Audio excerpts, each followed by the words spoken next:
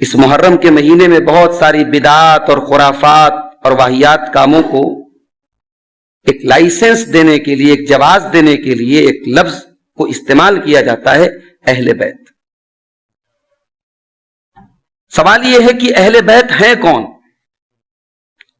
اور اہل بیت کے تعلق سے ہماری شریعت کیا کہتی ہے، قرآن کیا کہتا ہے، اللہ کے رسول صلی اللہ علیہ وسلم کیا کہتے ہیں۔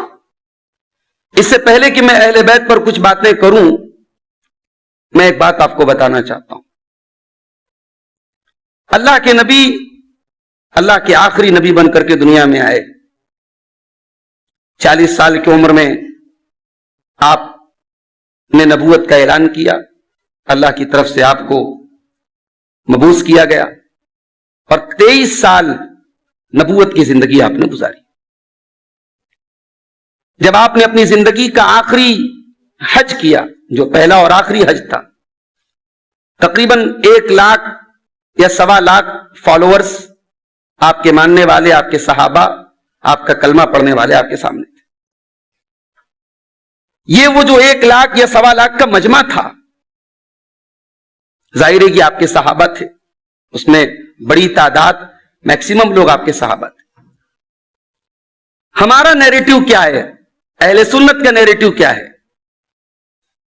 ہمارا نیریٹو یہ ہے کہ اللہ کے نبی صلی اللہ علیہ وسلم اپنے مشن میں کامیاب تھے۔ آپ نے جو تربیت کی ہے، 23 سال آپ نے جو محنت کی ہے، تو آپ کو جو ساتھی ملے ہیں، جو کمپینین ملے ہیں، وہ بڑے بہترین ساتھی ملے ہیں۔ ایسے ساتھی ملے جو موسیٰ کو بھی نہیں ملے، جو عیسیٰ کو بھی نہیں ملے، جو کسی نبی کو نہیں ملے۔ اور ابھی آپ نے شیخ ظفر نعمان صاحب کی تقریر میں قول سنا حضرت عبداللہ بن مسعود کا، وہ کہتے تھے کہ جس طریقے سے اللہ تعالیٰ نے اپنے نبی کو چنا ہے، نبی کے صحابہ کو بھی اللہ ہی نے چنا ہے۔ جس طریقے سے اللہ نے ساری انسانیت میں اپنے نبی کو چن لیا، اسی طریقے سے اللہ نے ساری انسانیت میں اپنے نبی کے صحابہ کو چن لیا۔ تو ہمارا عقیدہ تو یہ ہے میرے بھائی کہ میرے نبی کے سارے صحابہ نبی کے وفادار تھے، اور جس طریقے سے نبی کے وفادار تھے، نبی کی ذات سے تعلق رکھنے والی ہر چیز کے لیے وفادار تھے۔ یہ ہمارا نیریٹو ہے۔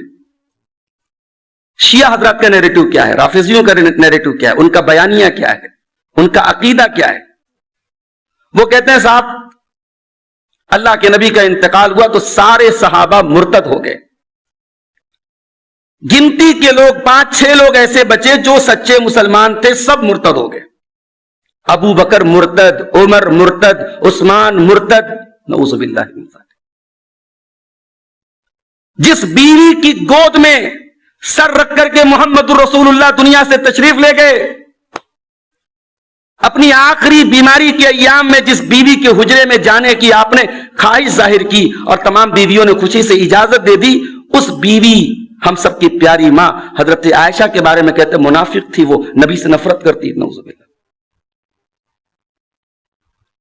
ابو بکر صدیق، ابھی آپ نے تقریر کے دوران ایک آیت سنی قرآن کی، ساعۃ الاسرہ، نبی کی زندگی میں ایک جنگ تھی جس کا نام جنگ تبوک تھا، اس کو قرآن میں اللہ نے کہا کہ مشکل کی گھڑی تھی۔ بھی آپ لوگ تو بنارس سے بھی کافی لوگ آئے ہیں، جب کاروبار انسان کا چلتا ہے نا، تب پکنک نہیں مناتا ہے آدمی، تب گھومنے پھرنے، دوستوں کو، پریواروں کو لے کر کے اپنے کام کو چھوڑ کے لوگ نہیں جاتے ہیں۔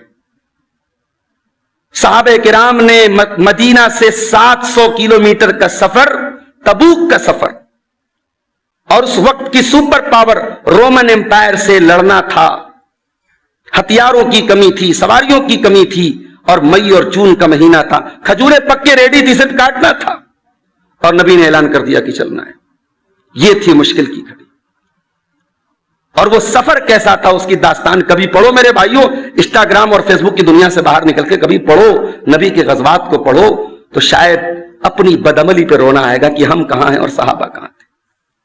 بڑا آسان ہے تبصرے کر دینا، بڑا آسان ہے کمنٹ کر دینا، صحابہ کرام، اب تک تو یزید کا مسئلہ چل رہا تھا، ابن زیاد کا مسئلہ چل رہا تھا، اور فلاں کا مسئلہ چل رہا تھا، اب تو ہمیں سے کچھ لوگوں کی زبانیں حضرت معاویہ کے بارے میں کھل رہی ہیں۔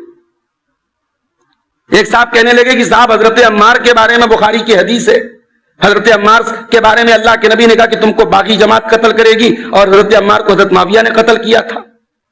اس کا مطلب کہ حضرت معاویہ باغی تھے، اور حدیث میں یہ بھی لفظ ہے کہ اے عمار تجھے وہ لوگ جہنم کی طرف بلائیں گے، تو ان کو جنت کی طرف بلائے گا۔ اس کا مطلب کہ حضرت معاویہ جہنم کی طرف بلا رہے تھے۔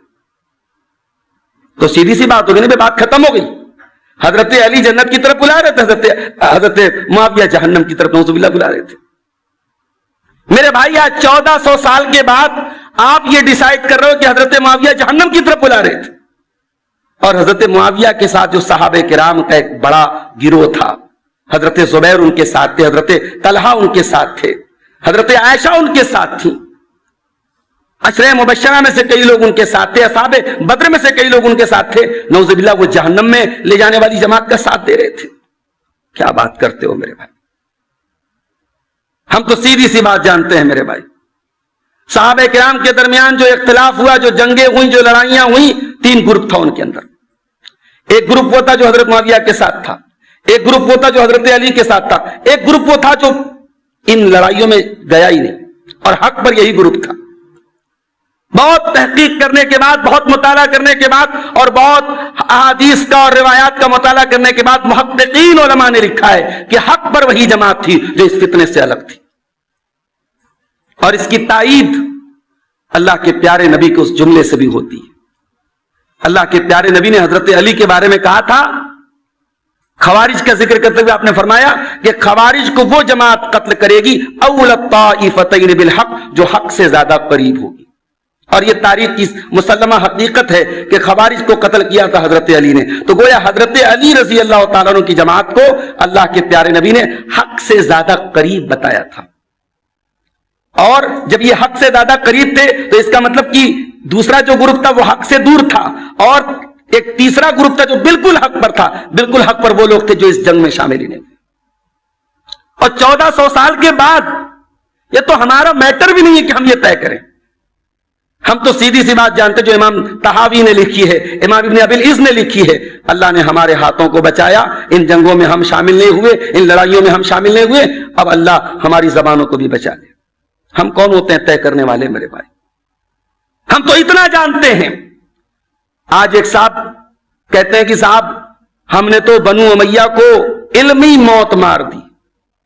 ایک صاحب کا فیس بک چلاتے تو ہر طرح کی چیز آتی ہے نا بھائی، اس میں یہ تھوڑی ہے کہ ہم اہل حدیث ہے تو اہل حدیث کی چیز آئے گی۔ اور ایک صاحب کا بیان آیا، بولے ہم نے تو رضی اللہ عنہ کہہ کر کے آج بنو امیہ کو علمی موت دے دی۔ گویا وہ حضرت معاویہ کے ساتھ اور دیگر وہ صحابہ جن کا تعلق بنو امیہ کے ساتھ تھا، ان کو رضی اللہ عنہ بھی وہ سمجھیے کہ بہت بھاری من سے کہتے ہیں، وہ علمی موت مار رہے ہیں بنو امیہ کو، اور ایسے لوگوں کو ہمارا نوجوان اپنا آئیڈیل کہتا ہے۔ میرے بھائیوں، صحابہ کرام جن کے نام کے ساتھ ہم رضی اللہ عنہ لگاتے ہیں، یہ رضی اللہ عنہ ہم کیوں لگاتے ہیں؟ یہ رضی اللہ عنہ بتاتا ہے کہ ہمارا عقیدہ کیا ہے صحابہ کے بارے میں۔ نبی کا ہر صحابی جنتی ہے، یہ ہمارا عقیدہ ہے۔ وہ معصوم نہیں تھے، ان سے غلطیاں ہوئی ہیں، ان سے خطائیں ہوئی ہیں، مگر اللہ نے قرآن میں ان کو سرٹیفکیٹ دے دیا، رضی اللہ عنہم ورضوا عنہ۔ ان میں مراتب تھے، جو پہلے ایمان لائے ان کا درجہ زیادہ تھا، جو بدر میں شامل ہوئے ان کا درجہ بہت زیادہ تھا، بعد والوں کو وہ درجہ نہیں مل سکتا، لیکن درجات اور مراتب کے باوجود سورہ حدید کی آیت نمبر 10 میں اللہ نے کیا فرمایا؟ لا يستوي منكم من انفق من قبل الفتح وقاتل اولئك اعظم درجة من الذين انفقوا من بعد وقاتلوا وكلا وعد الله الحسنى۔ اللہ کہہ رہا ہے کہ فتح مکہ کے پہلے جو لوگ ایمان لائے، اس کے پہلے انہوں نے جنگ کی، اور بعد میں جو ایمان لائے، دونوں برابر نہیں ہو سکتے، پہلے والوں کا درجہ زیادہ ہے۔ وَكُلًّا وَعَدَ اللَّهُ الْحُسْنَى، ہر ایک سے اللہ نے جنت کا وعدہ کر کے رکھا۔ تو یہ ایک مذہب جو بنا اہل بیت سے محبت کے نام پہ، اس کا جو نیریٹو ہے وہ نیریٹو ہی غلط ہے۔ وہ نیریٹو صرف صحابہ پر سوال نہیں کھڑا کرتا، وہ نبی پر سوال کھڑا کرتا ہے۔ نبی کی محنت کہاں گئی؟ نبی کی تربیت کا وہ ٹیچر ناکام مانا جائے گا, وہ مربی ناکام مانا جائے گا, وہ کمانڈر ناکام مانا جائے گا جس کی 23 سال کی محنت بیکار ہو جائے اور اس کے ماننے والوں میں 7-8 لوگوں کے علاوہ باقی سب پھر جائیں, باقی سب اس کو چھوڑ کے چلے جائیں. وہ ابو بکر, ہجرت کا موقع تھا, دوپہر کا ٹائم تھا, اللہ کے پیارے نبی ابو بکر صدیق کے گھر میں پہنچے. اما عائشہ کہتی ہیں یہ وہ ٹائم تھا جب عام طور سے اللہ کے نبی میرے گھر میں نہیں آتے تھے. یہ وہ ٹائم تھا کہ اس ٹائم اللہ کے پیارے نبی میرے گھر میں نہیں آتے تھے. دوپہر کا ٹائم تھا. اللہ کے نبی نے دروازہ کھٹکھٹایا. ابو بکر صدیق نے دروازہ کھولا. اللہ کے نبی دیکھ کے خوش ہو گئے. اللہ کے نبی نے کہا کہ اے ابو بکر بڑی سیکریٹ بات کرنا ہے, بڑی پرائیویٹ بات کرنا ہے. کہا کہ اللہ کے نبی کوئی نہیں, ہمارے گھر کے لوگ ہیں. کہا کہ اے ابو بکر مجھے ہجرت کی اجازت مل گئی, مکہ سے مدینہ جانے کی اجازت مل گئی. حضرت ابو بکر صدیق نے کہا کہ اللہ کے نبی مجھے ساتھ جانے کا موقع ملے گا کہ نہیں ملے گا؟ الصحبت یا رسول اللہ, مجھے آپ کی صحبت ملے گی کہ نہیں ملے گی؟ کہا کہ ہاں تمہیں میرے ساتھ چلنا ہے. اما عائشہ کہتی ہے پہلی مرتبہ اپنے باپ کی آنکھوں میں نے خوشی کے آنسو دیکھے. وہ ابو بکر جو نبی کے ساتھ جانے کے لیے مچلتے رہتے تھے, جو نبی کے لیے غار ثور میں اپنے انگوٹھے کو زہریلے جانور سے ڈنک مروا کے آنسو اور تکلیف برداشت کر لے مگر نبی کی نیند نہ خراب ہونے دیں. وہ ابو بکر جو غزوہ تبوک کے موقع پر اپنا سب کچھ لٹا کے کہہ دیں کہ گھر میں جھاڑو لگا کے آیا ہوں, اللہ اور اس کا رسول میرے لیے کافی ہے. وہ ابو بکر جس کے بارے میں اللہ کے پیارے نبی اپنی وفات کے پہلے آخری خطبہ دے رہے ہیں اور خطبے میں کہتے ہیں اللہ نے اپنے ایک بندے کو اختیار دیا ہے, ایک بندے کو آپشن دیا ہے, چاہے تو دنیا کی زندگی لے لے, دنیا میں کچھ دن عیش و آرام کر لے, یا اللہ کے پاس چلا جائے. اور اللہ کے اس بندے نے اللہ کے پاس جانا قبول کر لیا. اللہ کے پاس جانے کی بات اس نے قبول کر لی اور اتنا کہا تھا اللہ کے نبی نے. اور ابو بکر صدیق رونے لگتے ہیں اور کہتے ہیں فدینا کا بھی آبائنا و امہاتنا, ہمارے ماں باپ آپ پر قربان ہو جائیں. اور صحابہ کہتے ہیں ہمیں بہت بعد میں سمجھ میں آیا کہ اللہ کے نبی اپنی بات کر رہے تھے اور نبی کی مراد کو سب سے زیادہ سمجھنے والے ابو بکر صدیق تھے. وہ ابو بکر کہ صحابہ کہتے جب ہم نبی کا نام لیتے تھے تو اکیلے نام نہیں لیتے تھے, ہم کہا کرتے تھے جا ابو بکر و عمر, ذهب ابو بکر و عمر. عمر اب اللہ کے پیارے نبی آئے, ابو بکر آئے اور عمر آئے. اللہ کے پیارے نبی گئے, ابو بکر گئے, عمر گئے. جو ابو بکر اور عمر نبی کے ساتھ ساتھ رہا کرتے تھے. میرے بھائیو اگر وہ منافق ہو گئے, وہ نبی کے دشمن بن گئے, وہ اہل بیت کے دشمن بن گئے, تو پھر بچا کون میرے بھائی؟ یہ بات سمجھنے کی ضرورت ہے. ہمارے علماء بیٹھے ہیں, میں بڑی ذمہ داری کے ساتھ بات کر رہا ہوں کہ آج سوشل میڈیا کے ذریعے بڑی تیزی سے ہمارے نوجوانوں میں رافضیت کا زہر گھولا جا رہا ہے. وہ ہارڈ والی رافضیت نہ آئے لیکن سافٹ والی رافضیت تو آ چکی ہے ہمارے اہل حدیثوں کے نوجوانوں کے اندر. چلے جاؤ آپ اہل حدیث نوجوان بڑی تعداد میں آپ کو ملیں گے جو حضرت معاویہ کے بارے میں بد کلامی کر رہے ہیں, کہہ رہے صاحب وہ تو یہ کرتے تھے, وہ کرتے تھے, ہم تو ان کو بڑی مشکل سے رضی اللہ عنہ کہہ رہے ہیں. میرے بھائیوں, یہ صحابہ کرام اور اہل بیت یہ دونوں ہمارے دل و جان ہیں میرے بھائی. اہل سنت کا عقیدہ یہ ہے, اہل الحدیث کا عقیدہ یہ ہے, سلف صالحین کا عقیدہ یہ. ہمارے صحابہ بھی ہماری آنکھوں کے تارے ہیں اور اہل بیت بھی ہمارے کلیجے کے ٹکڑے. ہم صحابہ سے بھی محبت کرتے ہیں اور اہل بیت سے بھی محبت کرتے ہیں. ابو بکر بھی ہمارے, عمر بھی ہمارے, عثمان بھی ہمارے, علی بھی ہمارے, معاویہ بھی ہمارے. یہ دشمنی کی داستانیں تم نے بنائی. تم کہتے ہو کہ صحابہ اور اہل بیت میں دشمنی تھی. داستان گڑی گئی کہ صاحب حضرت فاطمہ اپنے باپ کی وراثت لینے کے لیے حضرت ابو بکر کے پاس گئیں اور حضرت ابو بکر نے کہہ دیا کہ نہیں, وراثت نہیں ملے گی. نبی نے فرمایا تھا کہ انبیاء کی وراثت نہیں بٹتی ہے, انبیاء جو چھوڑ کے چلے جائیں سب صدقہ ہو جاتا ہے. حضرت فاطمہ ناراض ہو جاتی ہیں اور زندگی بھر حضرت ابو بکر سے بات نہیں کرتی. یہ تو صحیح ہے کہ حضرت فاطمہ گئی تھی مانگنے کے لیے, لیکن اب آپ یہاں سے جو شیعوں کا عقیدہ ہے وہ کیا ہے؟ ان کا کہنا ہے کہ صاحب حضرت ابو بکر نے جھوٹی حدیث پڑھی, نبی نے ایسا کچھ نہیں کہا. جس انسان نے اپنی ساری زندگی نبی کے لیے اپنا سب کچھ قربان کیا ہو, وہ زمین کے ٹکڑے کے لیے اپنے نبی کے بارے میں جھوٹ گڑے گا میرے بھائی, اور وہ نبی کی بیٹی کو تکلیف پہنچائے گا. کیا عقیدہ بیان کیا جا رہا ہے؟ اور اس عقیدے کے ماننے والوں, آج میں دیکھتا ہوں ٹوٹو چل رہا ہے, آٹو چل رہا ہے, سنی چلا رہا ہے, صحابہ کو ماننے والا چلا رہا ہے, وہ نوحہ بجا رہا ہے. ماتم کی کیسٹیں اس کے گھروں میں بج رہی ہیں, اس کے کارخانوں میں بج رہی ہیں, لطف آ رہا ہے سننے میں. ارے ہمارا اگر ہمارے کلیجے میں اللہ اور اس کے رسول کی ذرہ برابر محبت ہے، ابھی آپ نے عقیدہ سنا، ہمارا عقیدہ یہ ہونا چاہیے وَنُبْغِضُ مَن يُبْغِضُهُمْ، جو صحابہ سے بغض رکھے وہ ہمارا محبوب کبھی نہیں ہو سکتا۔ وہ دیکھنے میں کتنا خوبصورت ہو، اس کی داڑھی کتنی لمبی، اس کا جبہ کتنا لمبا، اس کی پرسنالٹی کتنی اچھی، ہماری نظر میں وہ شیطان ہے جو صحابہ سے بغض رکھے، سیدھی سی بات ہے۔ اور قرآن کہہ رہا ہے لِيَغِيظَ بِهِمُ الْكُفَّارِ، صحابہ سے بغض کون رکھتا ہے؟ کافر رکھتا ہے، سیدھی سی بات ہے۔ علماء کیا کہتے ہیں، فتوے کیا کہتے ہیں، تاریخ کیا کہتی ہے، قرآن کیا کہہ رہا ہے؟ لِيَغِيظَ بِهِمُ الْكُفَّارِ، صحابہ سے بغض رکھنے والا کافر ہوتا ہے، صحابہ سے بغض رکھنے والا کافر ہوتا ہے۔ اب آئیے اہل بیت پر ہم تھوڑی سی بات کر لیتے ہیں۔ اہل بیت کا لفظ بڑا کامن لفظ ہے۔ اہل بیت کا مطلب گھر والے، اردو میں ہم استعمال کرتے ہیں اہل و عیال، اہل کا لفظ اردو میں بھی استعمال کرتے ہیں۔ شریعت کی ٹرم میں اہل بیت کس کو بولتے ہیں؟ آئیے ایک آیت پڑھتا ہوں، 2 حدیث پڑھتا ہوں، کلیئر ہو جائے گا کہ اہل بیت کس کو کہتے ہیں۔ قرآن کا 22واں پارہ کھولتے ہیں، 21ویں پارے کے لاسٹ میں اللہ اپنے نبی کی بیویوں کو خطاب کر رہا ہے، اے نبی کی بیویوں یہ مت کرو، اے نبی کی بیویوں یہ مت کرو، اس طریقے سے بات ہو رہی۔ اب اس کے بعد سورہ احزاب کی آیت نمبر 32 آتی ہے، آپ قرآن کھول کر کے 22ویں پارے کی سٹارٹنگ میں دیکھ سکتے ہیں۔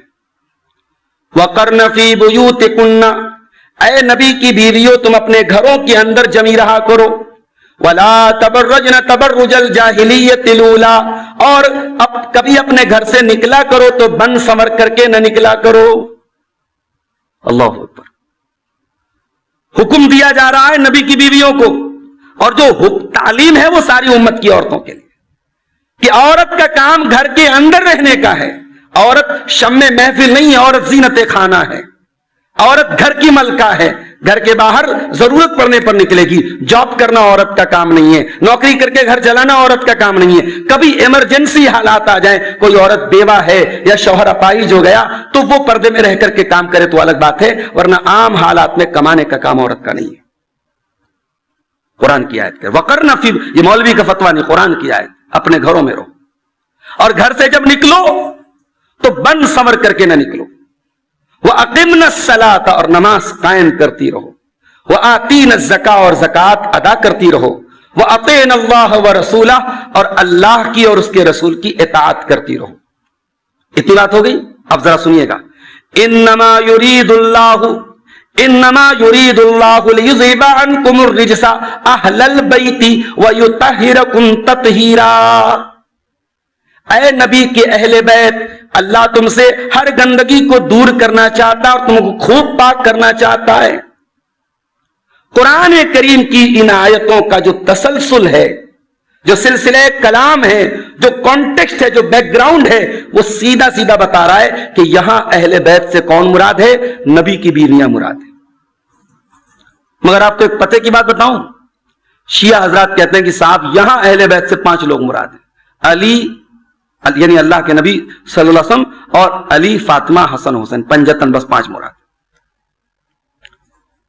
یعنی اس آیت کریمہ سے مراد اگر ہم صرف 5 لوگوں کو لیتے ہیں تو پھر نعوذ باللہ ثم نعوذ باللہ ہمیں یہ ماننا پڑے گا کہ قرآن کریم کا جو انداز بیان ہے وہ بڑا عجیب و غریب قسم کا انداز بیان، کہ پہلے کی آیت میں نبی کی بیویوں کا ذکر ہو رہا ہے، بعد کی آیت میں نبی کی بیوی کا ذکر ہو رہا ہے، اور بیچ کی آیت میں پنجتن کا ذکر ہو رہا ہے، تو عجیب بات ہے۔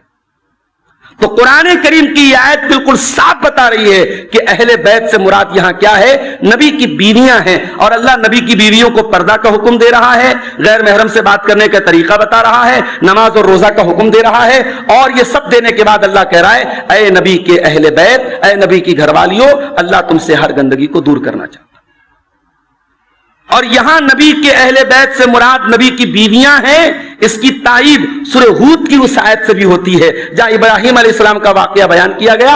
ابراہیم علیہ السلام کے پاس جب فرشتے آتے ہیں اور ان کو اسحاق کی خوشخبری سناتے ہیں تو ان کی بیوی سارہ کہتی ہیں اَأَلِدُ وَأَنَا عَجُوزٌ وَهَذَا بَعْلِي شَيْخًا، کہ اس بڑھاپے میں مجھے بیٹا ہوگا، میرا شوہر بھی بوڑھا ہو گیا، میں بھی بوڑھی ہو گئی، إِنَّ هَذَا لَشَيْءٌ عَجِيبٌ، یہ تو بڑی عجیب بات ہے۔ تو فرشتے کہتے ہیں قالوا اتعجبین من امر اللہ رحمت اللہ وبرکاتہ علیکم اہل البیت انہ حمید مجید. فرشتے کہتے ہیں کہ اے ابراہیم کے اہل بیت، اے سارا، یہ اللہ کا حکم ہے اور تم اللہ کے حکم پر تعجب کرتی ہو، اللہ کی رحمت تم پر نازل ہو اور اللہ کی برکت تم پر نازل ہو.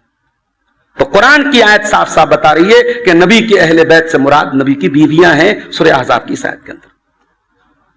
اچھا، ہماری کامن لینگویج میں بھی بھئی آپ شادی کی دعوت دیں اور لکھے عبدالغفار سلفی صاحب وتھ فیملی، اور میں لے کے آ جاؤں اپنے بھائیوں کو، بھتیجوں کو، خاندان کے لوگوں کو، اور بیوی بچوں کو نہ لے کے آؤں، تو لوگ کہیں گے یار فیملی کی دعوت یہ تھا، خاندان کی تھوڑی دعوت دیا تھا میں نے. تو فیملی بول کر کے انسان سب سے پہلے اپنے بیوی بچوں کو مراد لیتا ہے، تو کامن سینس کی بات ہے. تو قرآن کریم کی یہ آیت نص ہے کہ نبی کی بیویاں اہل بیت میں شامل ہیں. اب آئیے پنجتن کا ذکر کرتے ہیں. ہم بھی پنجتن کے ماننے والے ہیں، مگر ہمارے ماننے کا انداز الگ ہے. ایک وہ پنجتن کے ماننے والے ہیں کہ پنجتن کو ماننے کے نام پہ باقی سب کو گالیاں دیتے ہیں، اور ہمارا عقیدہ کیا ہے؟ بھائی پنجتن سے مراد کون ہے؟ اللہ کے پیارے نبی حضرت فاطمہ، حضرت علی، حسن اور حسین، یہ سب ہمارے آنکھوں کے تارے ہیں. آئیے وہ حدیث بھی پڑھ لیتے ہیں. صحیح مسلم کی روایت ہے، کتاب فضائل الصحابہ کی روایت.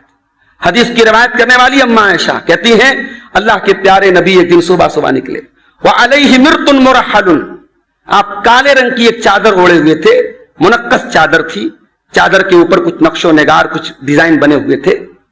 فجاء الحسن ابن علی، تو سیدنا حسن ابن علی اللہ کے نبی کے نواسے، بڑے نواسے، وہ آئے، آپ نے اپنی چادر میں ان کو شامل کر لیا. پھر حسین آئے، آپ نے ان کو شامل کر لیا رضی اللہ عنہ. پھر حضرت علی آئے، حضرت فاطمہ آئیں، آپ نے ان چاروں لوگوں کو اپنی چادر میں شامل کر لیا، اور آپ نے فرمایا اللہم ہؤلاء اہل بیتی، اے اللہ یہ میرے اہل بیت ہیں. اور اس میں آپ نے قرآن کی آیت بھی پڑھی انما یرید اللہ لیذھب عنکم الرجس اہل البیت ویطہرکم تطہیرا. کیا پتہ چلا اس حدیث سے؟ کہ قرآن کی آیت میں تو نبی کی بیویوں کو اہل بیت کہا گیا تھا، یہاں اللہ کے پیارے نبی نے ان چاروں ہستیوں کو بھی اپنے اہل بیت میں آنرری شامل کیا. آنرری یعنی آپ نے اعزازن ان کو اعزاز دیا، سمان دیا کہ اے علی، اے فاطمہ، اے حسن اور حسین، آپ بھی میرے اہل بیت میں سے. جن کو اللہ کے نبی نے اعزاز کے طور پر اہل بیت کہا تھا ان کو تو ہم اہل بیت مانے، اور جن کو قرآن نے اہل بیت کہا ان کو اہل بیت نہ مانے. میرے بھائیوں، یہ کتنی بڑی بے وقوفی کی بات. اب آئیے تیسری حدیث سن لیجئے، اہل بیت کا مطلب بالکل کلیئر ہو جائے گا. حضرت زید ابن ارقم کی روایت ہے، صحیح مسلم کے اندر یہ بھی موجود ہے. زید ابن ارقم کہتے ہیں اللہ کے پیارے نبی صلی اللہ علیہ وسلم نے خطبہ دیا. کہاں دیا؟ ایک تالاب کے پاس دیا جس کا نام خم تھا، اور یہ تالاب کہاں تھا؟ مکہ اور مدینہ کے بیچ میں. اور یہ خطبہ آپ نے کب دیا تھا؟ جب آپ حج کر کے مدینہ واپس لوٹ رہے تھے، اس موقع پر آپ نے دیا تھا. شیعہ حضرات کہتے ہیں اسی موقع پر حضرت علی کی خلافت کا اعلان ہوا تھا. اسی لیے وہ عید نہیں مناتے ہیں، عید غدیر ضرور مناتے ہیں. شیعہ حضرات کیا عید الفطر بہت ہلکے طور پر منائی جاتی ہے، بلکہ بہت سارے شیعہ تو عید الفطر میں ماتم بھی کرتے ہیں، کیونکہ وہ حضرت علی کی کا 10واں مناتے ہیں. حضرت علی 31 رمضان کو ان کی شہادت ہوئی تھی، تو عید والے دن وہ 10واں مناتے ہیں. عید بہت مشکل سے شیعہ حضرات کو آپ نہیں دیکھیں گے عید پر خوشی نہیں مناتے. تو عید ان کے یہاں سیکنڈری ہے، عید الاضحیٰ سیکنڈری ہے، عید غدیر اصلی ہے. وہ کہتے ہیں صاحب اس دن نبی نے علی کی خلافت کا اعلان کیا. اب کوئی پوچھے کہ اگر نبی کو علی کی خلافت کا اعلان کرنا تھا تو اللہ کے نبی صلی اللہ علیہ وسلم کو سب سے بڑا جو مجمع ملا تھا وہ تو حج کے موقع پہ ملا تھا، حجۃ الوداع کے موقع پر مینا میں، عرفات میں. وہاں آپ نے اعلان نہیں کیا جب 1.25 لاکھ کا مجمع تھا، اور یہاں چند 100 صحابہ تھے آپ کے ساتھ. بھائی جب حج ختم ہو گیا، شام والے شام چلے گئے، باہر والے باہر، یمن والے یمن چلے گئے، اب نبی کے ساتھ جو 100 200 300 صحابہ وہ مدینہ ساتھ جا رہے ہیں، تو اللہ کے نبی ان کے بیچ میں علی کی خلافت کا اعلان کیوں کریں گے؟ یہ عجیب لاجک ہے. یہ پورا مذہب جو ہے نا یہ لاجک سے بہت پرے ہے. تو بہرحال صحیح مسلم کی میں روایت پڑھ رہا ہوں کہ اللہ کے نبی نے خطبہ دیا، اور خطبے میں آپ نے کہا ایھا الناس انما انا بشر، اے لوگوں میں انسان ہوں، ہو سکتا ہے ان قریب میرے پاس اللہ کا فرشتہ ہے اور میں اللہ کے پاس چلا جاؤں. وَإِنِّي تَارِكٌ فِيكُمْ ثَقَلَيْنِ، اور میں 2 بھاری چیزیں چھوڑ کے جا رہا ہوں. کتاب اللہ، ایک اللہ کی کتاب چھوڑ کے جا رہا ہوں، قرآن. فَخُذُوا بِكِتَابِ اللَّهِ وَاسْتَمْسِكُوا بِهِ، اللہ کی کتاب کو پکڑ لو اور قرآن کو پکڑ لو. قرآن کی بات آئی ہے تو ایک بات کہنا چاہتا ہوں. آج ہمارے نوجوان بلکہ ہم سب کا وہی حال ہے. قرآن کریم سے ہمارا تعلق بہت کمزور ہو چکا ہے میرے بھائی.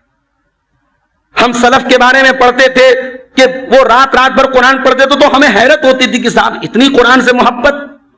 لیکن آج موبائل اور سوشل میڈیا اور فیس بک اور یوٹیوب اور انسٹاگرام سے ہمارے نوجوانوں کا لگاؤ دیکھ کر کے لگتا ہے کہ ہاں پاسبل ہے. جب انسان کو کسی چیز سے محبت ہو جائے نا تو انسان کو ایک نشہ ہو جاتا ہے. کاش قرآن پڑھنے کا، قرآن پر غور کرنے کا اور قرآن سے تعلق جوڑنے کا بھی ہمارے دلوں میں میرے بھائیوں جذبہ پیدا ہو. یہ نبی کی آخری وصیت ہے. یہ نبی کی آخری وصیتوں میں سے ایک وصیت ہے. آپ نے کہا میں قرآن چھوڑ کے جا رہا ہوں، پکڑو اس کو، تھامو اس کو. آپ نے قرآن کو کے اوپر لوگوں کو ابھارا. اس کے بعد آپ نے فرمایا وہ اہل بیتی، میں تمہارے بیچ میں اپنے اہل بیت کو بھی چھوڑ کے جا رہا ہوں. اذکرکم اللہ فی اہل بیتی، میں تم کو اللہ سے ڈرنے کی تعلیم دے رہا ہوں اپنے اہل بیت کے بارے میں. میں تم کو اللہ سے ڈرنے کی تعلیم دے رہا ہوں اپنے اہل بیت کے بارے میں. 3 مرتبہ آپ نے یہ بات بیان فرمائی. جب حضرت زید بن ارقم یہ حدیث بیان کر چکے تو جس تابعی کے سامنے وہ یہ حدیث بیان کر رہے تھے ان کا نام تھا حسین ابن صبرہ.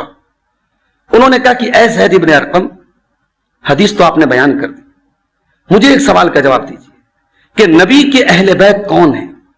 الیس نساؤہ من اہل بیتہ، کیا نبی کی بیویاں اہل بیت میں شامل نہیں ہیں؟ تو حضرت زید بن ارقم نے فرمایا نساؤہ من اہل بیتہ، اللہ کے پیارے نبی کی بیویاں تو آلریڈی اہل بیت میں شامل ہیں، مگر ولیکن ہم من حرم صدقہ، لیکن اہل بیت کا اصل مطلب ہے وہ تمام لوگ اہل بیت ہیں جن کے اوپر صدقہ حرام ہے. اور وہ کون ہیں؟ وہ آل علی ہیں. حضرت علی کی اولاد میں جتنے مسلمان ہیں، حضرت عقیل کی اولاد میں جتنے مسلمان ہیں، حضرت عباس کی اولاد میں جتنے مسلمان ہیں، حضرت جعفر کی اولاد میں جتنے مسلمان ہیں، وہ سب اہل بیت میں شامل ہیں. تو یہ حدیث بتا رہی ہے کہ اہل بیت کا اب یہ تیسرا مفہوم ہے. قرآن کی آیت سے پتہ چلا کہ نبی کی بیویاں اہل بیت میں سے ہیں، اور حدیث قصا سے پتا چلا کہ وہ جن کو پنجتن کہا جاتا ہے حضرت علی، فاطمہ، حسن، حسین، وہ بھی اہل بیت میں شامل ہیں. اور زید بن ارقم کی حدیث سے پتا چلا کہ اللہ کے نبی کے خاندان کے وہ تمام لوگ، آپ کے دادا عبد المطلب کے خاندان کے وہ تمام مسلمان، وہ اہل بیت میں شامل ہیں اور ان کے اوپر صدقہ حرام ہے. ان کو صدقہ کا مال وہ نہیں کھا سکتے. اور یہ قیامت تک یہ سلسلہ چلے گا. جو صحیح معنوں میں اس نسب سے جس کا تعلق ہے وہ آج بھی اہل بیت میں سے ہے. مگر یہاں ایک بڑے پوائنٹ کی بات آپ نوٹ کر لیجیے. ہمارے یہاں بعض لوگ کیا کہتے ہیں صاحب ہم تو نبی کے خاندان کے ہیں، نبی کے اہل بیت میں سے ہیں، سید ہیں ہم، جہنم کی آگ کی کیا مجال کہ ہمیں چھو لے. تو اسلام کا ایک نظریہ سن لیجیے. اسلام میں نسب کی اہمیت ہے مگر نسب سیکنڈری چیز ہے. اسلام میں ایمان اور اسلام پہلی چیز ہے. اگر نسب، اسلام اور ایمان کے بغیر نسب کی کوئی حیثیت ہوتی تو حضرت نوح علیہ السلام کا بیٹا ڈوبتا نہیں. نوح علیہ السلام کا بیٹا ان کی آنکھوں کے سامنے ڈوب گیا اور نوح علیہ السلام نے دعا بھی کی اللہ سے، کیا اللہ تو نے وعدہ کیا تھا میرے بچے کو بچا لے گا، تو میرے پریوار کو بچا لے گا، میرا بیٹا بھی میرے اہل میں سے ہے، میرے پریوار میں سے ہے. اللہ نے فرمایا یا نوح انہ لیس من اہلک انہ عمل غیر صالح، اے نوح تیرے بیٹے کا عمل اچھا نہیں ہے، تیرے بیٹے کا کردار اچھا نہیں. تو ایمان کے بغیر نسب کی کوئی حیثیت نہیں ہے. اسی لیے جب اللہ نے ابراہیم علیہ السلام سے کہا وَإِذْ قَالَ رَبُّكَ وَإِذْ قَالَ کیسے ہے سورہ بقرہ میں حضرت ابراہیم کے بارے میں اللہ نے کہا کہ میں تم کو زمین انی جاعلک للناس اماما، اے ابراہیم میں تمہیں لوگوں کا امام بنانے والا ہوں. قال ومن ذریتی، حضرت ابراہیم نے کہا کہ اللہ میری اولاد کا کیا ہوگا؟ قال لا ینال عہد الظالمین، کہا کہ نہیں ظالموں سے میرا وعدہ. اے ابراہیم تیری اولاد میں جو نیک ہوگا اس سے تو میرا وعدہ، اس کو تو میں امامت دوں گا، اس کو لوگوں کا امام بناؤں گا، لیکن جو ظالم ہوگا، جس کا عمل خراب ہوگا، جس کا عقیدہ خراب ہوگا، اس سے میرا وعدہ نہیں. اسی لیے عربی کا ایک شاعر کہتا ہے لعمرک مل انسان الا بدینہ فلا تترک التقوی اتکالا علی النسب، انسان کی حقیقت اس کے دین کے بغیر کچھ بھی نہیں ہے. لہذا اپنے خاندان اور اپنے نسب کی دوست نہ جماؤ، اپنے خاندان پر اعتماد کر کے تقوی کا راستہ مت چھوڑو.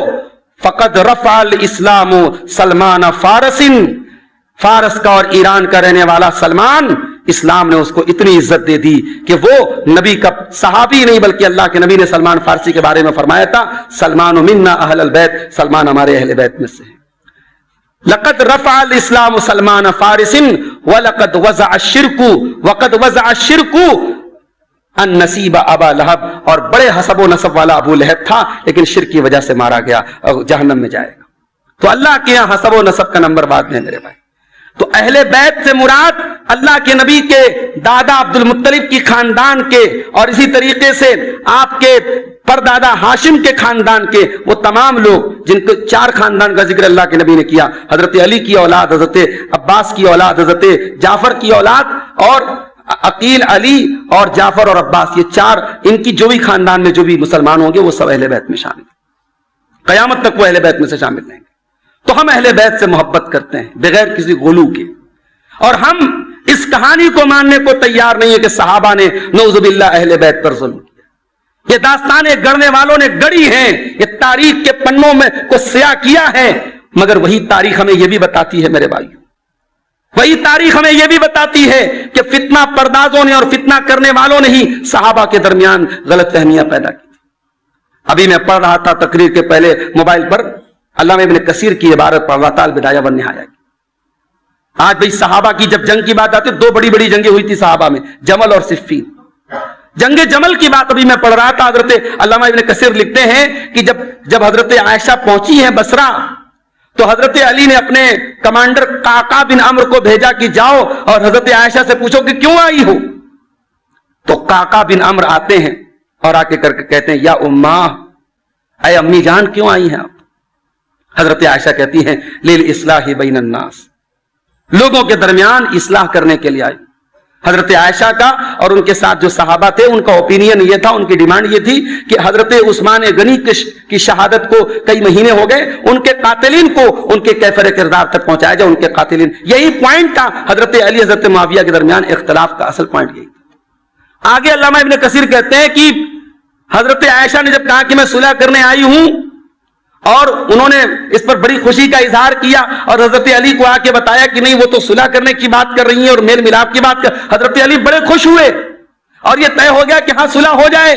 تو وہ طبقہ جو عثمان غنی کے قاتلین کا طبقہ تھا، جس میں مالک ابن اشتر نخعی کا نام آتا ہے اور کئی نام آتے ہیں، ان لوگوں نے آپس میں میٹنگ کی اور الفاظ ہیں کہ ان اصطلح علی دمائنا، اگر حضرت عائشہ اور حضرت علی کی صلح ہو گئی تو ہمارے خون پر ہوگی، ہماری جان نہیں بچے گی، ہماری گردن نہیں بچے گی۔ یہ وہ خطرناک طبقہ تھا، یہی وہ سبائی گروہ تھا، یہ عبداللہ ابن سبا کے ماننے والے تھے، انہوں نے ہی عثمان غنی کو قتل کروایا، انہوں نے صحابہ کے درمیان جنگیں کرائی، انہوں نے ہی بعد میں حضرت حسین رضی اللہ عنہ کی شہادت میں بھی انہی لوگوں کا کردار تھا۔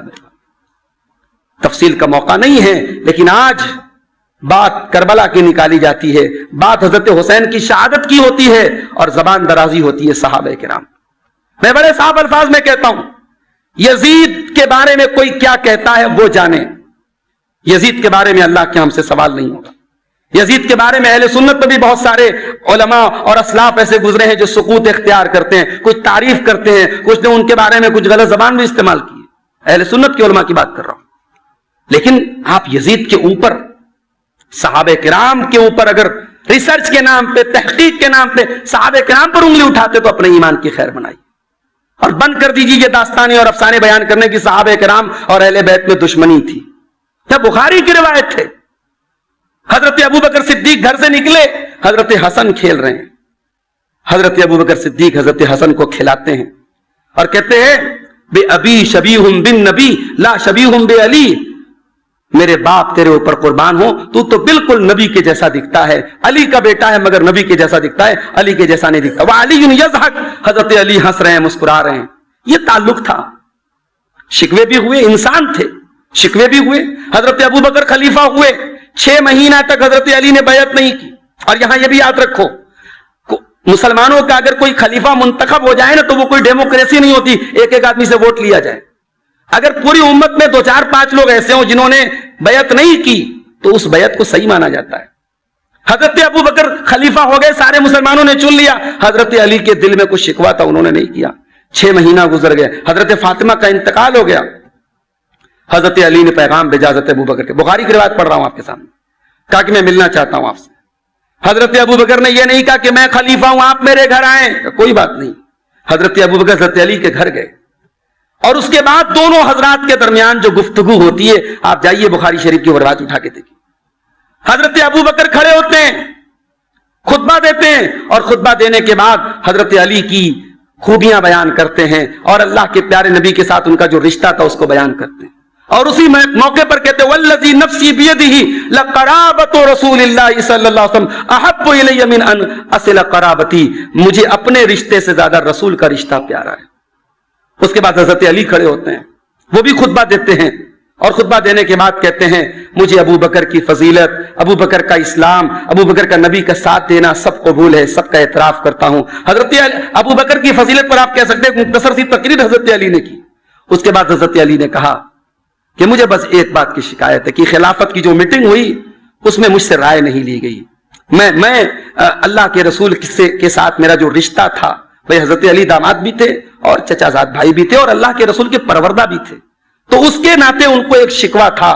تو حضرت ابو بکر صدیق رونے لگے اور کہا کہ نہیں, آپ رسول کی رشتہ داری کی بات کرتے, مجھے اپنی رشتہ داری سے زیادہ رسول کی رشتہ داری پیار. دونوں گلے لگ گئے, حضرت ابو بکر کے ہاتھ پر حضرت علی نے بیعت کی. یہ بخاری کی روایت. شکوے بھی ہوئے میرے بھائی, لیکن وہ دشمنی نہیں تھی, دلوں میں کوئی عداوت نہیں تھی. حضرت عمر فاروق رضی اللہ تعالیٰ عنہ, وہ تو جب رجسٹر تیار ہونے لگا سارے مسلمانوں کے وظیفے کا رجسٹر, تو حضرت عمر نے کہا کہ سب سے شروعات کی جائے تو اللہ کے رسول کے گھرانے سے شروعات کی جائے, اہل بیت سے شروعات کی جائے. حضرت عمر کے دور میں بارش نہیں ہو رہی تھی, قحط پڑ گیا, تو دعا کرانے کے لیے حضرت عباس ابن عبد المطلب کو بلایا گیا اور حضرت عمر نے دعا میں کہا اللہم انا کننا نتوسل الیک بنبینا, اے اللہ ہم پہلے نبی کی حیات میں, نبی کی موجودگی میں نبی سے دعا کرواتے تھے بارش کی, آج نبی کی وفات کے بعد نبی کے چچا عباس ہیں, اے اللہ ان سے ہم بارش کی دعا کروا رہے ہیں, اے اللہ تو ہمیں بارش عطا فرما. اور بارش ہوتی تھی. میرے پیارے ساتھیوں, تو صحابہ اور اہل بیت میں دشمنی کا یہ جو فارمولہ گھڑا گیا بالکل جھوٹا اور بکواس فارمولہ ہے. حضرت فاطمہ کی فضیلت میں سب سے زیادہ روایتیں میں نے مطالعہ کی حضرت عائشہ بیان کرتی ہیں.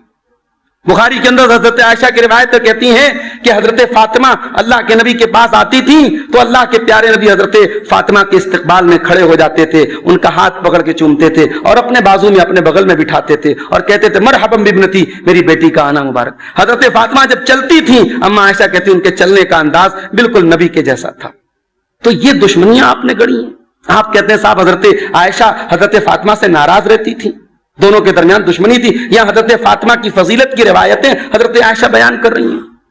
تو میرے بھائیوں, اہل بیت سے محبت کے نام پہ جو آج ہو رہا ہے یہ اسلام کی تعلیم نہیں ہے. حسین کی محبت کے نام پہ جو ہو رہا ہے یہ حسین کے نانا کی تعلیم نہیں ہے.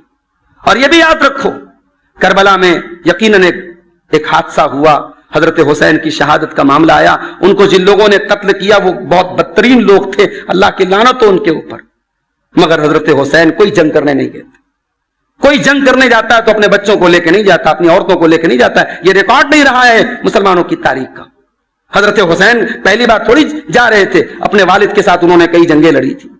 وہ جا رہے تھے اہل کوفہ کے پاس جا رہے تھے, وہاں حالات کا جائزہ لینے جا رہے تھے. جنگ تو تھوپی گئی حضرت حسین کے اوپر. حضرت حسین نے تو کربلا کے میدان میں 3 آپشن بھی رکھے تھے. کہا تھا کہ مجھے واپس مکہ جانے دو, یا مجھے کسی سرحد پہ جانے دو, یا مجھے یزید کے پاس جانے دو اور میں یزید سے بات کروں گا. ایک روایت تو یہ الفاظ ہیں میں یزید کے ہاتھ پر اپنا ہاتھ رکھ دوں گا. وہ خواجہ معین الدین چشتی اجمیری کی طرف ایک شعر منسوب ہے کہ سر داد نہ داد دست در دست یزید, کہ سر دے دیا مگر یزید کے ہاتھ میں ہاتھ نہیں دیا. وہ شعر بھی جو ہے بے مطلب ہو جاتا ہے اس روایت کے بعد. یہ صحیح روایت ہے کہ حضرت حسین نے کہا تھا مجھے یزید کے پاس جانے تو میں اپنا ہاتھ اس کے ہاتھ میں رکھ دوں. تو ظاہر ہے کہ جنگ کرنے کے لیے نہیں گئے تھے, وہ جنگ کرنے گئے ہوتے, ان کے خاندان کے لوگوں نے روکا نہ ہوتا, ان کے بڑے بزرگوں نے روکا نہ ہوتا, صحابہ کرام نے روکا نہ ہوتا. آپ کہتے ہیں صاحب اسلام زندہ ہوتا ہے ہر کربلا کے بعد, اسلام خطرے میں ہے اور بچانے والے صرف 72 ہیں, باقی صحابہ کہاں گئے, باقی تابعین کہاں گئے, باقی سارے مسلمان نعوذ باللہ منافق ہو گئے. اسلام خطرے میں ہے, نانا کا دین خطرے میں ہے, اور بچانے کے لیے نواسے جا رہے اور ساتھ دینے والے صرف 72 لوگ ہیں. یہ جو فلسفہ ہے کربلا کا میرے بھائی, یہ فلسفہ ہمارے بنیادی عقیدے سے ٹکراتا ہے. ہمارا عقیدہ یہ ہے حضرت حسین رضی اللہ تعالیٰ عنہ نبی کے اہل بیت میں سے ہیں, نبی کے نواسے ہیں, نبی کے چہیتے ہیں, نبی کے لاڈلے ہیں, اور ان کو شہید کرنے والے بدترین لوگ تھے, مگر کوئی اسلام کی اور حق اور باطل کی جنگ نہیں ہوئی تھی. یزید کی خلافت اس زمانے کے تمام لوگوں نے تسلیم کی تھی. حضرت حسین نے بھی کہیں انکار نہیں کیا تھا. ہاں انہوں نے بیعت نہیں کی تھی, لیکن کبھی کھل کر کے انہوں نے اظہار نہیں کیا تھا کہ ان کے دل میں کیا چل رہا ہے. ہاں شہادت کے پہلے کربلا کے موقع پر میدان میں انہوں نے یزید کے پاس جانے کی بھی بات رکھی. اب ان کے دل میں کیا تھا یہ وہ جانتے تھے اور اللہ جانتا تھا. ہم اور آپ ان کے دل کی بات نہیں جان سکتے میرے بھائی. حضرت حسین اور حسن یہ دونوں نبی کے چہیتے اور لاڈلے. ایک آخری روایت بیان کر کے بات ختم کر رہا ہوں. اللہ کے پیارے نبی خطبہ دے رہے تھے, کتنی محبت کرتے تھے اپنے ان نواسوں سے, آپ ذرا دیکھیں. دیکھیے محبت کا اقرار ہمیں بھی ہے, محبت پر ایمان ہمیں بھی ہے, مگر اس محبت کو بلیک میل کرنا, اہل بیت کی محبت اور حسن و حسین کی محبت کے نام پہ صحابہ کی نفرت پروسنا, یہ ہم سے نہیں ہو سکتا میرے بھائیوں, اور نہ اس کو ہم قبول کر سکتے. لوگوں کو بھڑکانا, کربلا کے میدان کے ایسے واقعات بیان کیے جاتے کہ حضرت حسین نے تلوار اٹھائی تو اتنے ہزار لوگ مر گئے, ان کے چھوٹے بچے کے حلق میں تیر, یہ تو ایسا بیان کیا جا رہا ہے جیسے کیمرہ لگا کے یہ پوری ریکارڈنگ ہو رہی ہے میرے بھائی. ایک المناک باپ تھا تاریخ کا, ایک شہادت حضرت حسین کے مقدر میں لکھی تھی وہ ہو گئی, اور اسلام کی یہ کوئی پہلی شہادت نہیں تھی. اسلامی تاریخ شہیدوں کے خون سے رنگین ہے. اگر 10 محرم الحرام کو سیدنا حسین کے نام کا جنازہ نکلتا ہے, ان کے نام کا تعزیہ نکلتا ہے, تو 1 محرم الحرام کو حضرت عمر فاروق کے نام کا بھی ایک جنازہ, ایک تعزیہ نکلنا چاہیے. ایک 18 ذی الحجہ کو عثمان غنی کا بھی تعزیہ نکلنا چاہیے, جن کو 1 مہینہ 40 دن تک یا 1 مہینے تک اپنے گھر میں قید کر کے قرآن پڑھتے ہوئے بڑی بے دردی سے شہید کیا گیا. ایک تعزیہ تو 21 رمضان کو بھی نکلنا چاہیے. حضرت حسین کے والد حضرت علی کو نماز کی حالت میں عبد الرحمن ابن ملجم نے مارا تھا. اسلامی تاریخ کی کوئی پہلی شہادت نہیں تھی میرے بھائی. ہم شہادتوں کے غم منانے نکلیں گے تو کوئی تاریخ باقی نہیں بچے گی, کیلنڈر کا کوئی دن باقی نہیں بچے گا. اسلام کا سیدھا سیدھا کلیئر فنڈا ہے میرے بھائیوں, کلیئر اوپینین ہے. غم کا اظہار 3 دن سے زیادہ نہیں ہو سکتا. حضرت ام حبیبہ اپنے شوہر اپنے والد حضرت ابو سفیان کے انتقال کے بعد جب 3 دن ہو گئے, انہوں نے سب کے سامنے خوشبو منگائی اور اپنے کپڑے پر خوشبو لگائی اور کہا مجھے خوشبو کی ضرورت نہیں تھی, میں اس لیے لگا رہی ہوں تاکہ یہ پتا چل جائے اب 3 دن گزر گئے, اب سوگ نہیں منانا ہے, اب غم ظاہر نہیں کرنا ہے. آج ہم رافضیوں کی کیا بات کریں, ہم صحابہ کے دشمنوں کی کیا بات کریں. آج ہمارے وہ بھائی جو صحابہ کو مانتے ہیں, ان کے یہاں محرم کا مہینہ غم کا مہینہ مانا جاتا ہے, اور اہل بیت کی محبت کے نام پر ڈرامے بازیاں ہو رہی ہیں میرے بھائی. رویا جا رہا ہے, رلایا جا رہا ہے. میرے بھائیوں, ہم حضرت حسن و حسین سے محبت کرتے ہیں کیونکہ نبی کے محبوب تھے. اللہ کے نبی خطبہ دے رہے ہیں, حسن و حسین مسجد میں آتے ہیں, چھوٹے چھوٹے بچے ہیں, سرخ رنگ کا کپڑا پہن کے آتے ہیں اور سرخ جوڑے میں ملبوس ہیں. اللہ کے پیارے نبی ممبر سے اتر جاتے ہیں, اپنا خطبہ روکتے ہیں اور اپنے نواسوں کو گود میں لیتے ہیں اور قرآن کی آیت لوگوں کے سامنے پڑھتے ہیں, انما اموالکم و اولادکم فتنہ, کہ تمہارا مال اور تمہاری اولاد فتنہ ہے. آپ نے کہا کہ میں اپنے نواسوں کو دیکھ کر کے صبر نہ کر پایا اور اپنا خطبہ روک کر کے, گفتگو روک کر کے جب تک ان کو لاڈ پیار نہ کر لیا تو مجھے صبر نہ ہو سکا. اتنی محبت کرتے تھے میرے بھائی. یقیناً حضرت حسین رضی اللہ تعالیٰ عنہ کے ساتھ جو کربلا کے میدان میں جو موقف اپنایا ابن زیاد نے اور اس کے لشکر نے, اور جو ظلم ہوا ہے ان کے خاندان پر, ظاہر ہے کہ وہ بدترین کام ہے, لیکن اس کو بنیاد بنا کر کے سال کا ہر ایک دن خاص کر لینا اور اس دن جو ہے واہیات قسم کے خرافات کرنا اور دین کی ایک ایسی عجیب و غریب شکل بنا دینا. دنیا کی کوئی قوم کسی قوم میں اس کی نظیر نہیں ملتی کہ غم منایا جاتا ہو. بہت بڑے بڑے مہاپروش آئے, بہت بڑے بڑے لوگ آئے, ان کے ماننے والے لوگ ہیں, مگر ان کی مرنے پر اس طریقے سے غم کا اظہار نہیں کرتے. تو میرے بھائیوں, ہمیں اور آپ کو رافضیوں کی ان چالوں سے ہوشیار رہنا چاہیے. ہم صحابہ کرام سے اور اہل بیت سے, دونوں طبقات سے محبت کرتے ہیں, اور ہم کسی پر تبرہ کرنا اور کسی کو گالی دینا اور کسی کو برا بھلا کہنا یہ ہمارا منہج نہیں ہے, اور جو لوگ اس منہج پر ہیں ہم ان سے بری ہیں. اللہ سے دعا ہے رب العالمین ہمیں صحابہ کرام سے اور اہل بیت سے صحیح اور سچی محبت کرنے کی توفیق عطا فرما. رب العالمین ہمیں ہمارے وہ بھائی جو اس تعلق سے بدعات اور خرافات میں مبتلا ہیں, اے اللہ تو ان کو اپنی اصلاح کرنے کی توفیق عطا فرما.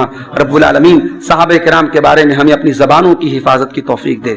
آج بہت سارے ہمارے نوجوان صحابہ کرام کے بارے میں, بالخصوص حضرت معاویہ کے بارے میں, حضرت عمرو بن عاص وغیرہ کے بارے میں, جو تاریخ کی روایات کی بنیاد پر, یا بعض صحیح روایتیں بھی ہوتی ہیں, یا میں یہ بھی بتا دوں کہ کبھی کبھی صحیح روایت سے بھی ایسا کوئی لفظ ملتا ہے جس میں کسی صحابی کی تنقیص ہے، تو ہمارا رویہ کیا ہونا چاہیے؟ مثال کے طور پر ایک روایت ملتی ہے کہ حضرت معاویہ نے حضرت عمرو بن عاص سے پوچھا کہ حضرت معاویہ نے حضرت سعد بن ابی وقاص سے پوچھا کہ تم ابو تراب کو برا بلا کیوں نہیں کہتے؟ تسبو کا لفظ آیا ہے۔ اب کوئی آدمی اس حدیث کو پڑھے اور کہے کہ صاحب حضرت معاویہ اکسا رہے ہیں دوسرے صحابی کو حضرت علی کو گالی دینے پر، تو عربی زبان میں سبا یسبو کے معنی گالی دینا بھی آتا ہے، سبا یسبو کے معنی برا بھلا کہنا بھی آتا ہے، اور سبا یسبو کے معنی تنقید کرنا، کرٹیسائز کرنا اور کسی پر نکتہ چینی کرنا بھی آتا ہے۔ تو بھائی ظاہر ہے کہ حضرت علی حضرت معاویہ میں اختلاف تو تھا، جنگ تو ہو رہی تھی، ایک دوسرے پر تنقید بھی ہوتی تھی، تو اس پس منظر اور اس کانٹیکسٹ میں ہم یہاں یہ کہہ سکتے ہیں کہ حضرت سعد بن ابی وقاص جو ان جنگوں میں شامل نہیں ہوئے تھے، اور سعد بن ابی وقاص بہت بڑے صحابی عشرہ مبشرہ میں سے، تو حضرت معاویہ نے ان سے پوچھا کہ بھئی آپ کیوں ان کے خلاف کچھ کیوں نہیں بولتے ہیں، کیا وجہ ہے؟ تو حضرت سعد بن ابی وقاص نے وہاں پہ حضرت علی کی فضیلت بیان کی، اور حضرت معاویہ جو ہے بہت وسیع الظرف انسان تھے، ان کے سامنے حضرت علی کی تعریف ہوتی تھی اور وہ انعامات دیتے تھے، وہ کوئی اتنے چھوٹے دل کے آدمی نہیں تھے کہ حضرت علی کے خلاف کسی نے بول دیا تو نعوذ باللہ اس کو الٹا سیدھا وہ بولتے ہیں۔ تو ہمیں اگر کوئی ایسی روایت بھی ملتی ہے جس میں کسی صحابی کے تعلق سے کوئی ایسا لفظ ہے، اس لفظ سے بظاہر کوئی تنقیص کا پہلو نظر آتا ہے، تو ہم وہاں تعویل کریں گے، ہم کوئی ایسا مفہوم لیں گے جس سے صحابی کی شان پر حرف نہ آئے، یہ ہمارا منہج ہونا چاہیے۔ آج ڈھونڈ کے جیسے وہ گندا کیڑا جو